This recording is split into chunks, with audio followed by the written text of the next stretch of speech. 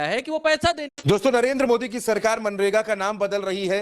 नाम बदलने पर हंगामा है, संसद में हंगामा आपने देखा। लेकिन अब नरेंद्र मोदी के सहयोगी भी नाराज होने लगे हैं। दक्षिण भारत में नरेंद्र मोदी के सबसे बड़े सहयोगी चंद्रबाबू नायडू, जिनकी वजह से नरेंद्र मोदी कुर्सी पर बैठे हैं, उनकी सरकार चल रही है, अब वो और उनकी पार्टी के नेता भी इस फैसले पर नाराज होने लगे हैं। नाराजगी कहां से आई है, क्या कुछ कहा जा रहा है, उस पर बातचीत करेंगे। मेरे साथ न्यूज रूम में भरत जी मौजूद है। भरत जी, पहले तो विरोधी नाराज हो रहे थे, कांग्रेस नाराज हो रही थी, अब तो अपने भी इस फैसले के खिलाफ जाते नजर आ रहे हैं। देखिए, नायडू की पार्टी की तरफ से नहले पर दहला दिया गया है।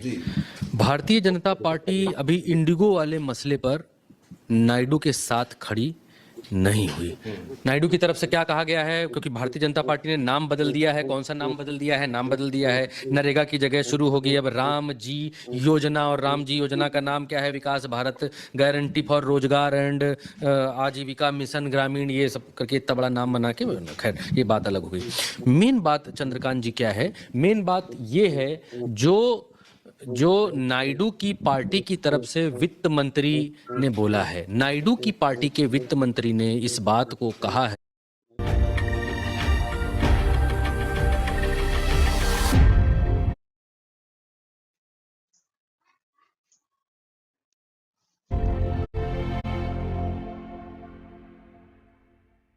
Canon है कि ये योजना उनकी सरकार के ऊपर बोझ होगी। और बोझ क्यों होगी? दिखा लिया हो तो मैं बताता हूं बोझ क्यों होगी। क्योंकि इस नए कानून, जो नया कानून लेकर के आ रही है भारतीय जनता पार्टी, नरेगा वाली कानून जिसको राम जी रख दिया है, उस पे ये किया है कि राज्यों को 40% पैसा देना होगा, 60% केंद्र सरकार पैसा देगी। किया क्या कि बड़ी ही चालाकी से भारतीय जनता पार्टी ने टोपी ट्रांसफर कर दी। अभी तक जो पैसा था वो केंद्र सरकार देती थी मजदूरों को खड्डा खोदने के लिए। नरेंद्र मोदी की भाषा में नरेंद्र मोदी ने कहा कि कांग्रेस 60 साल से देश को यहां पर ले आई कि अभी भी लोगों से खड्डा खुदवा रही है। तो नरेंद्र मोदी खड्डा खुदवाने के लिए नया कानून लेकर के आ रहे हैं। और उस नए कानून में कांग्रेस तो यहां तक थी चंद्रकांत जी कि वो खड्डा खोदने के लिए कम से कम पैसा तो दे रही थी। मोदी जी जो नया कानून लेकर के आए हैं, उस नए कानून में यह कर दिया है कि वो पैसा देने के लिए भी तैयार नहीं। कह रहे हैं 40% हम देंगे, 60% हम देंगे, 40% सरकार दे। वो नायडू की सरकार जो ट्रंप के टैरिफ लगाने से जिनके मछुआरे तबाही बोल गए थे, त्राही त्राही होने लग गई थी, क्योंकि आंध्र प्रदेश से मछलियों का, केकड़ों का, इसका व्यापार बहुत तगड़ा है और विदेशी व्यापार है। ट्रंप ने 50% टैरिफ ठोका। उस समय भी आपको याद होगा, सबसे पहले नायडू ने नरेंद्र मोदी को चिट्ठी लिखी। और अब जब नायडू नरेंद्र मोदी के साथ सरकार में हैं और नरेंद्र मोदी की सरकार में रहते हुए 16 सांसदों का सपोर्ट देने के बाद भी नायडू की हालत आंध्र प्रदेश में यह है चंद्रकांत जी कि लगभग 5,000 करोड़ रुपए का इनके ऊपर कर्जा है, आंध्र प्रदेश गवर्नमेंट के ऊपर।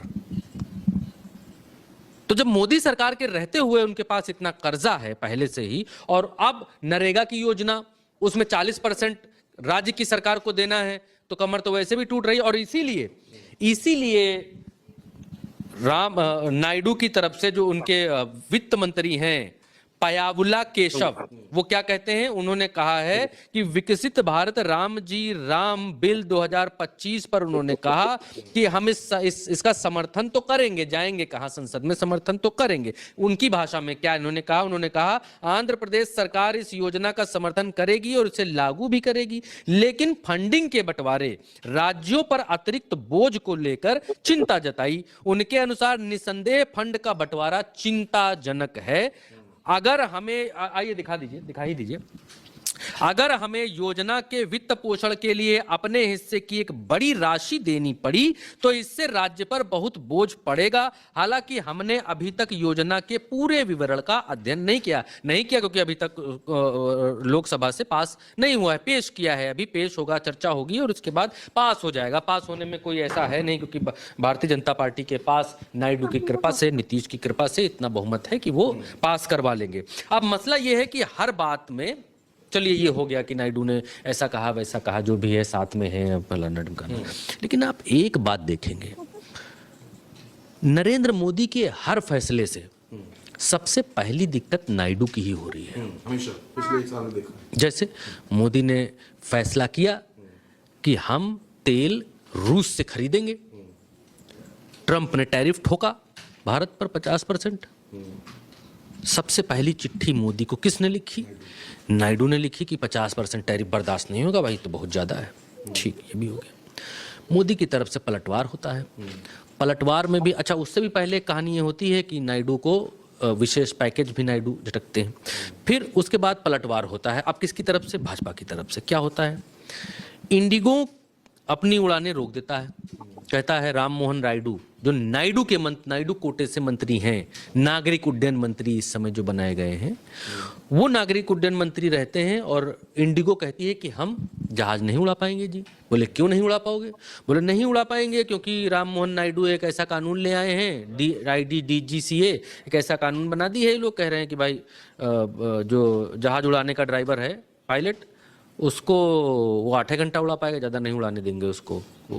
आराम की उसको देंगे ताकि दूसरा जहाज अच्छे से उड़ाए और बड़ा सुख सुविधा से लोग उड़े, खतरा कम हो, ये वो फलाना ढमकाना। स्टाफ ज़्यादा काम नहीं करेगा, उसके लिए रोस्टर बनाइए और लोग भर्ती करिए। तो इंडिगो ने कहा हम नहीं कर पाए, धीरे धीरे करेंगे, तब तक जो जहाज नहीं उड़ाएंगे, जो उड़ रहे हैं वही उड़ाएंगे, बाकी सब खड़े रहेंगे। त्राही त्राही मच गई चारों तरफ, थू होने लग गई। लोगों ने पता किया कि यार ये नागरिक उड्डयन मंत्री कौन है? सरकार तो मोदी की है। मोदी सरकार में एक बड़ी अच्छी चीज़ है कि मोदी सरकार मीठा मीठा गप गप कड़वा कड़वा थू। अब थू किधर हुआ? नायडू की तरफ। थू राम मोहन नायडू। अब राम मोहन नायडू के साथ ऐसे आप देखेंगे, प्रधानमंत्री या मंत्री जब भाजपा का होता है तो उसके पीछे 4 मंत्री और चलते हैं, बताते हैं हाँ ठीक है ये हो जाएगा, जल्दी हो जाएगा, ठीक, फलाना ढिपकाना। राम मोहन नायडू को पूरी सरकार ने अकेला छोड़ दिया गाली खाने के लिए।